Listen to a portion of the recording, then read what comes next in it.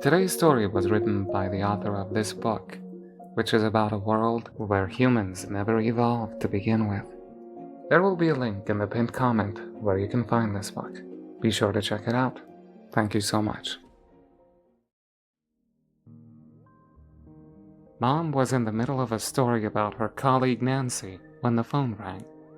Dad immediately got up, a bit too excited to get away from Mom's gossiping, and responded to her disapproving gaze by saying, "What?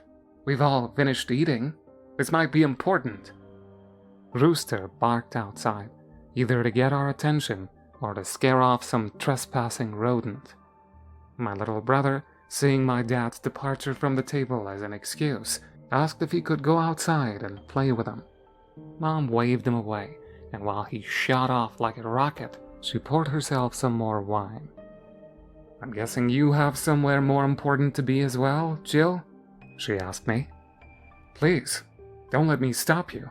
I'm just going to clean up and—" "No," I said. "I'll help you with the dishes and then you can tell me all about—" Dad came back, carrying the phone with him as far as he could before the cord would snap. "That was Joshua," he said, and looked out the window. "He told me there was a shadow in the sky, right above his farm. It was slowly—" "Hey, where's Timothy?" "Out playing with Rooster," I said. "What shadow?" Mom asked. "In the sky?" "Yeah," Dad said, and dialed a number on the phone. It was hard to see against the sky, but it obscured the stars above it. I don't know what exactly he meant. And it moved towards Robert's house. "Jill, can you bring Timothy inside? I think he would like to hear this." "You think it's one of those flying saucers? Don't be silly, Dad." He snapped his fingers and pointed outside. "Timothy, in a jiffy." "Oh, hey, Robert." "No, that was for my daughter. I'm sorry if I'm interrupting you and Melinda during dinner, but—" "What a bunch of floy," I whispered under my breath and walked outside. I stopped on the porch. The stars shone down upon me. I never put too much thought into them, into what could be hiding among them. I guess this was the last time I ever saw them with such naïve indifference. Rooster wasn't barking anymore. All I could hear was the chirping of the crickets and the ringing of the wind chime blowing in the breeze. "Hey, Timothy!" I yelled. "I can't find Rooster," he yelled back. He was somewhere near the silo, although I couldn't see him. "Seriously, you lost him? Again?" He said something I couldn't hear. "Wait," I said. "I'm coming down there." I grabbed a flashlight from the cabinet in the hallway, thinking to myself that the dog had run after a rabbit again, and called out to Dad. "Timothy lost Rooster again. I'm gonna help him find him." "No," Dad said, popping his head out from the kitchen, still with the phone to his ear, and continued. "Rooster will be fine. Just get the boy back inside." There was both excitement and worry in his voice. "Okay," I said, shaking my head at his overactive imagination. "Be quick," he yelled just as I was about to close the front door. "I'm talking to Officer Sanders. There's definitely something out there tonight." He lowered his voice just as I jumped off the porch. No. It's just my daughter getting, yeah, right." I put the flashlight on and walked down to the silo. "Timothy? Did you find him?" No response. "Hey, Timothy!" I walked around the silo. "I swear to God, if you run into the cornfield again, I will—" My words stuck in my throat. In front of me, right in the hot spot of the flashlight, was one of Timothy's shoes. It was covered in some kind of black goo that formed a track leading into the cornfield. A cold shiver crawled down my back. "Dad!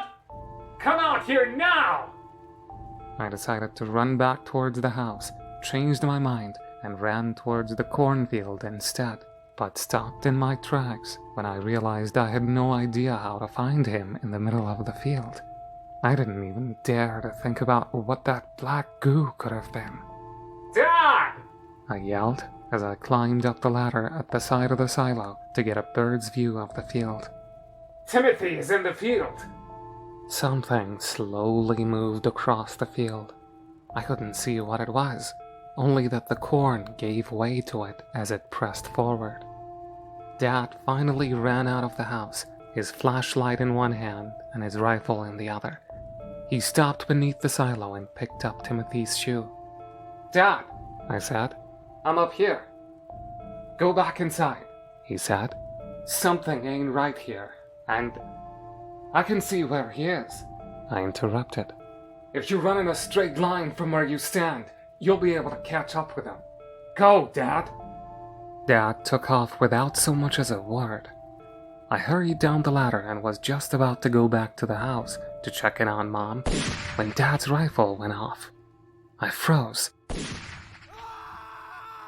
Mom came outside, still holding the dish brush. What in God's name is going on, Jill? Go back inside and call Sanders, I said. Dad's in trouble, and so is Timothy. She whispered a prayer and ran back inside, stopped at the threshold, and yelled back at me. Where are you going? Come back. There's no time, Mom. And there wasn't. For every second, Timothy was dragged further away. I climbed up the harvest combine. I wasn't really old enough to drive it, but Dad had shown me how. It wasn't fast, but it was strong as a tank, and I thought it would give me some protection from whatever was out there. Mom still stood at the door, furiously waving her dish brush at me. Call the police! I yelled at her as I drove toward the field. I'm going after Timothy. The combine mowed down the corn like it was nothing. It wasn't ready for harvest yet, and it would cost us some good money. But given the circumstances, I didn't see what other choice I had. All I could hear was the engine from the combine and the corn leaves stroking the sides of the vehicle. I kept my eyes focused on the header, terrified that I would accidentally run over my dad. The temperature dropped steadily the further I got into the field. It got to the point where I could see my own breath in front of my mouth. That's when I finally caught up with my little brother. He was being dragged through the field by some amorphous black goo that moved forward like a slug, just much quicker. I couldn't believe my eyes. Dad was right. This was something that did not belong on Earth. Timothy! He either couldn't hear me or was unconscious. Still, I tried again. Timothy! The combine stopped inexplicitly right at the center of the field, and my flashlight flickered out. I looked up. The stars were gone, covered by a menacing shadow hovering above me. It was here. I was just about to jump out, but sat down again when I saw the first black tendril. Hundreds of them followed. Hundreds of slimy tendrils slowly descending from the shadow until they surrounded me completely. They grabbed the entire vehicle like snakes working in unison and began lifting it up. Something cold wrapped itself around my neck, and then everything turned black. That's the only thing I remember before waking up inside what I had to assume was the shadow in the sky. The first thing I noticed was the smell of something reminiscent of embalming fluid. I was still inside the cabin of the combine. They, whoever they were, had taken the whole thing. I was encapsulated in darkness, but it wasn't total. A faint light came crawling down what looked like large tubes connected to the walls. The loud echo of droplets hitting a pool of water was the only sound I could hear besides my own breath, and it was freezing. My heart rate was off the charts, and my hands trembled not just from the cold, but from my overwhelming fear as well.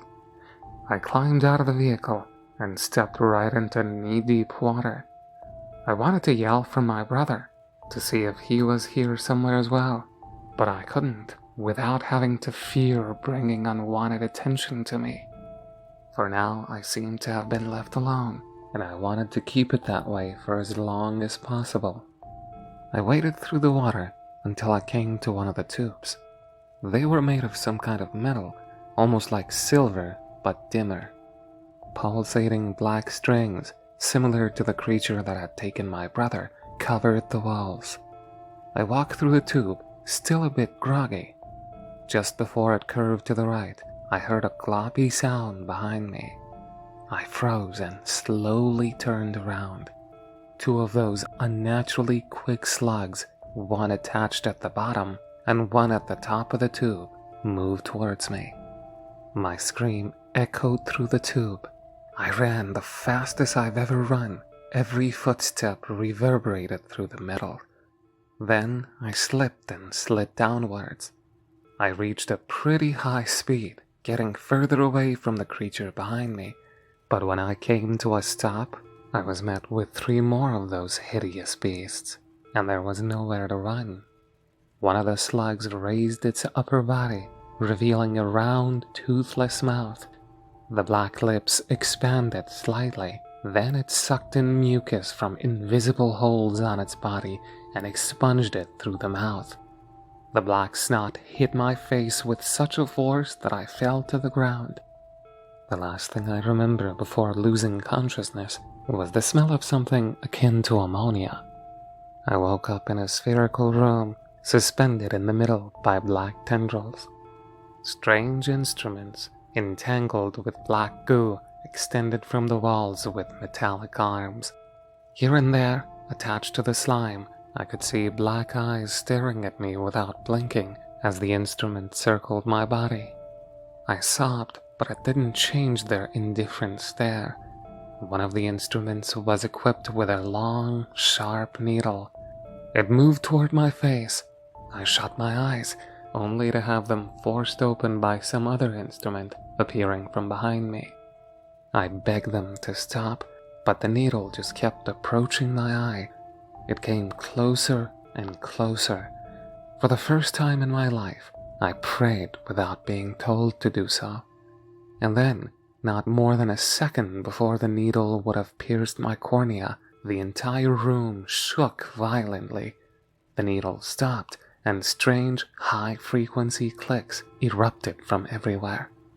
As a response, the creature screeched and hurried out of the room.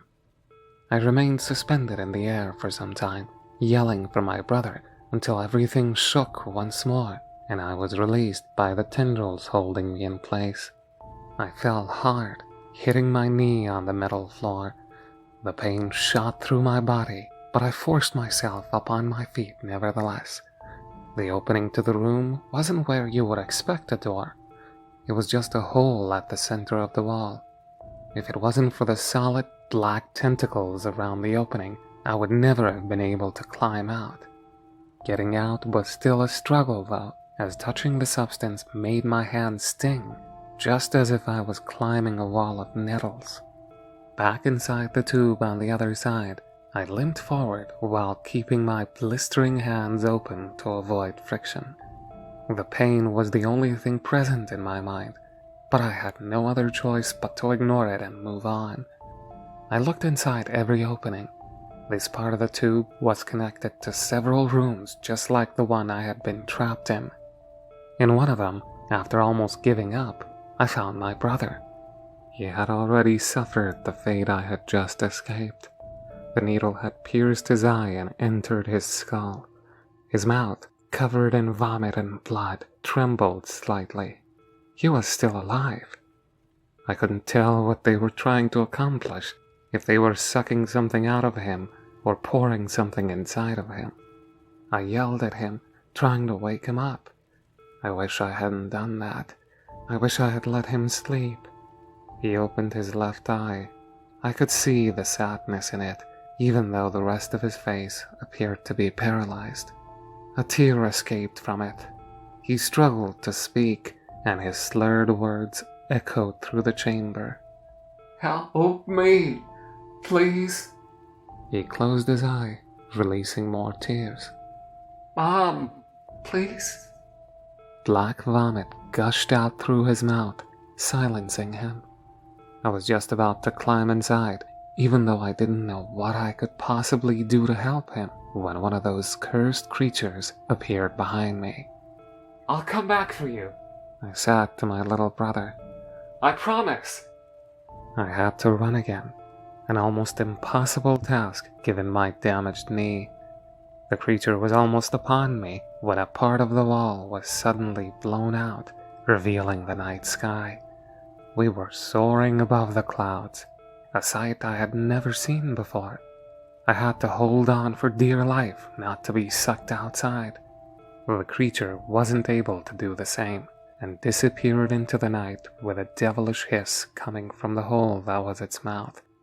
I crawled forward until I reached another chamber where I could get up on my legs again. A familiar sound came from an opening nearby, barking. Rooster? I found him all by himself. He must have gotten free in the chaos somehow. I crunched down and received him. He licked my face and wagged his tail. Good boy, I said. Now we just have to save Timothy. I didn't know how to find my way back, given that the tube I came from had been blown out, and I looked around in desperation, trying to figure something out. Rooster didn't hesitate, though. He ran up another tube. I followed, guessing he must have picked up my brother's scent. Attaboy, I said, hopeful. That's it. Keep going. You're doing great. And he was. He led me right to where I wanted, but my excitement quickly turned into bottomless dread. The entire chamber had been blown out, replaced by a gaping hole. My brother was gone. It's possible that I could never have saved him anyway, that I could never have gotten that needle out of his brain, but I still blamed myself. I fell to my knees, holding on to Rooster's collar, and behind my tears, through the giant hole in the wall, I could see a saber jet soaring through the air. Good boy, I whispered in Rooster's ear. Good boy, good boy, good boy. I didn't want him to think it was his fault somehow. The vessel came down. It wasn't a soft landing, but it wasn't a hard one either. I only saw dust outside the hole, only pierced by the early rays of the rising sun. Then I heard trucks, and just moments later, I saw a group of military jeeps approaching. Shots were fired here and there. Then came an explosion, and after that, a young soldier stepped through the dust. We have a civilian over here, he yelled. And a dog. Where are we? I asked as he helped me up on my legs, and a bit disoriented, I continued. Where are my parents? You're in New Mexico, he said as he patted Rooster on the head. Not far from Roswell. Don't worry, we'll get you home to your parents. I had to sign a lot of papers, swearing to never utter a word about what had happened to anyone, not even Mom. Instead, I was instructed to tell her my brother and I had been kidnapped by a known serial killer in our area, and that Dad had been killed in the field while trying to save us. Mom never believed in that fairy tale, but it wasn't until her deathbed in 1979 that I told her she had been right all along. And now I'm on my own deathbed, and I don't give a damn about my sworn silence. What really inspired me to finally tell my story was all these new sightings, some even confirmed by the Pentagon, and I just know something is coming. I just want you to know what we'll be up against. I have an old photo next to me, a photo of my brother. I still blame myself for not keeping my promise, for not being able to save him. I've lived with that guilt for a long time. I'm not a very religious person, but I hope I'll see him soon, in one way or another, and that I'll be able to tell him how sorry I am. And Rooster, he lived a long, happy life. I'm grateful for that. It's what Timothy would have wanted. He loved that good boy. We all did.